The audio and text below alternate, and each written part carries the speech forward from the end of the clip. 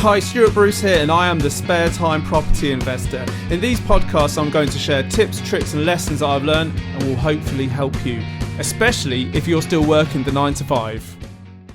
Hello and welcome to another episode of the Spare Time Property Investor podcast. Thank you again, everybody, for joining me this week and for all of the continued support. It's really appreciated.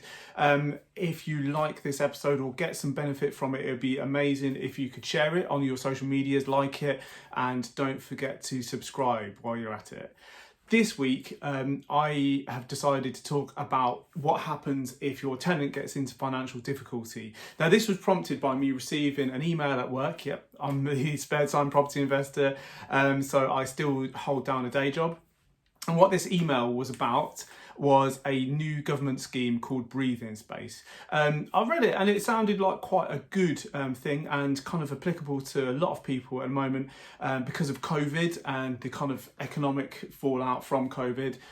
With lots of businesses going under, the kind of high street changing with retail going, by the wayside in a lot of areas, with big names like, Topshop being bought out by ASOS, I believe, so it's all of these, seismic shifts. So there's less and less retail jobs, and I'm sure there's lots of other sectors that have been really feeling the pinch as well. So there's loads and loads of people who are going to find themselves in really difficult situations and will need to access things like benefits, but also will build up a lot of debt over the coming months if they haven't already. So this scheme sounds like a really good thing to be aware of when you're trying to help your tenants. So basically, Breathing Space is a break. So it gives people up to 60 days, and that's no payments towards the debt they have, but also no further interest on the debt they owe. Now, there's some criteria people have to meet, but it sounds like a really good thing for people to be aware of and be directed to. If you have tenants that are experiencing difficulties with their debt, it might be something that they can go and do themselves and to help to, ease the pressure on that side of things, which will mean their tenancy isn't at risk, which means they're maybe more able to pay their rent and, get themselves out of a bit of a hole. If they're not able to do that themselves, maybe that's something you or your letting agent could help them with. Just in the hope that with that support, you could keep them going, which means that they're able to, keep going as an individual. It's a good thing to do, but also they can keep paying the rent and continue to be a tenant of yours. So it's potentially a win-win. The other thing Breathing Space does is protect the person who has the debt from enforcement action. And also, if somebody is experiencing mental health problems that's being supported by the NHS or they're having treatment by the NHS, they can have the Breathing Space pause until the end of the treatment. So that's a really nice addition to this scheme because there will be so many people who have been experiencing mental health problems throughout this lockdown period. And, it just doesn't go away because we can go back to pub gardens now. There's a long period of recovery for some people. So another thing to be aware of and another thing that could potentially help a lot of people out there. So something that, is up your sleeve if you need to support your tenants, or if the letting agent isn't aware of, this is another thing you could ask them to help the tenant with and hopefully keep them afloat, which is best for everybody.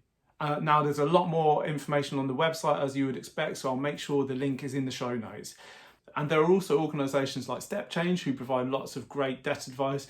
And again, I'll put a couple of links in the show notes so you have access to all of that information if you want to go and have a look. Now, what if the tenant loses their job? So there's some benefits that people could be entitled to. Now, this has changed more recently with the introduction of universal credit, which covers the old housing benefits money as well as other things. So that's the thing they need to go and apply for. Again, maybe they're not able to do that themselves, so potentially this is something you or your letting agent could help with. Maybe English isn't their first language, and although the job centre or whoever they go and speak to should be able to support them, it's not always as simple as that, is it? So if you have a relationship with them, it's maybe about encouragement and support to make sure they can access these benefits or at least apply for them. There's also job seekers benefits while they're between jobs, and hopefully they'll get another job before too long, so it's not too much of a gap. But it's another benefit they could apply for and potentially access. And all these things together will hopefully help them keep afloat, meaning that they don't get into worse and worse debt, put their tenancy at risk or anything like that. Because obviously if you can support the tenant and they stay with you, that's much better in the long run than, you know, having to go through a long drawn out eviction process potentially because they haven't paid their rent, then finding somebody else. It's a very, very messy process. So if they're a good tenant and you can support them, why not? With a scheme like breathing space potentially, and with the benefits that they could be entitled to. With all of this in mind, I thought I'd share one of our experiences. So in the first lockdown, a couple of our tenants lost their jobs, and through no fault of their own. It's just something that happens sometimes. And because it was in lockdown, it was a little bit more difficult for people to go and find new jobs.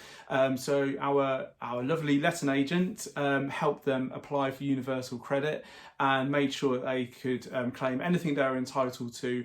And also must have given them reassurance that there's something coming in, which is always really helpful. Now, because they're out of their jobs, they couldn't pay the full rent. So this is the other thing we did to help. And this is something you could consider too. So because they couldn't pay the full rent, they gave us a reduced rent. Now, they've since got new jobs, and we agreed that they could pay the difference over a fair few months. And now we've got to the end of that, so they're all up to date, paying their normal rent, they're in their new jobs, and everything is fine. Now at the time there's the eviction ban in place for that, so that's one side of it. But also, I think it's just the right thing to do to help people when there's something that's happened in their lives that they just have no control over. And in the long run, we've got good tenants now that are paying their rent, they're happy, we're happy, so win-win. I'm glad that we're in the position to take a lower rent for a little while to help them keep going. Now, hopefully we've got these two great tenants that will stay with us for even longer, which would be great. So hopefully you found that helpful. Fingers crossed you don't have to direct any of your tenants to support around debt or claiming for benefits, but the likelihood is that at some point, somebody who you rent your properties out will lose their job or get into financial difficulties, so you might as well have it up your sleeve. So thank you so much for listening to this episode. Again, if you found it helpful, please share it. Please like and subscribe. It all helps get the podcast seen by more people, which is great. But that's it from me for now. I hope you have a great week. Best of luck, and I'll see you again next time.